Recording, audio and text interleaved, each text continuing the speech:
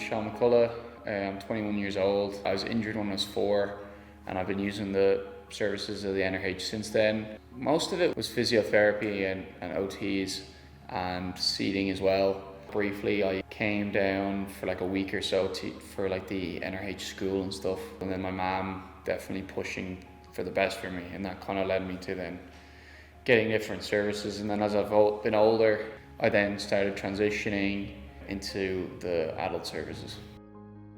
I came across from Crumlin through Hugh Monaghan and then through Susan Finn at some stage early 2004, after I had been diagnosed with transverse myelitis in late 2003. I firstly came in then as an inpatient and would have been getting intense physiotherapy along with other services. I would have came in a wheelchair, and then after being an inpatient for a number of months, I would have began my road to recovery. I would have came back up then regularly to use other services such as like local mat machine and physiotherapy then through week and 2 week blocks as an inpatient, which helped me greatly to be where I am today and be able to walk again.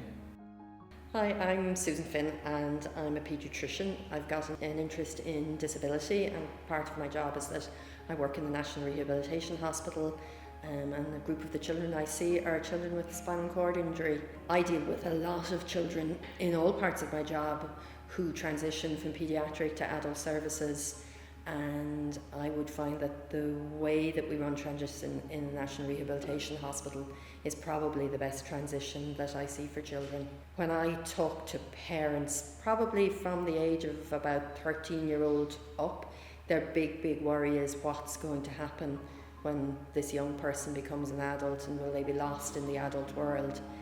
And it's really quite different what happens for the children with spinal cord injury. So from the very beginning of a child with an acquired spinal cord injuries story, they will, once they come to the National Rehabilitation Hospital, and sometimes in advance of coming to the National Rehabilitation Hospital, they will meet Emer Smith, who is an adult consultant. And while they get their care from the paediatric team, they intermittently meet Emer Smith. Once they leave the National Rehabilitation Hospital, once they leave that intensive inpatient rehab piece and they come back to clinics, they always meet both myself and Emer together in the paediatric clinics. So when they do eventually transition on to adult clinics, the big difference is that I'm not there anymore, and that rather than their parents getting the letter, they get the letter. You know, from an information point of view, Emer knows them very well. From a chart point of view, it's the same chart that's used, it's in the same hospital. Even some of the therapists that they would meet, if there was an issue that needed to be addressed as an adult, they would have previously met on the paediatric service. So it seems to me that it is a really quite a seamless transfer from paediatrics to adult services.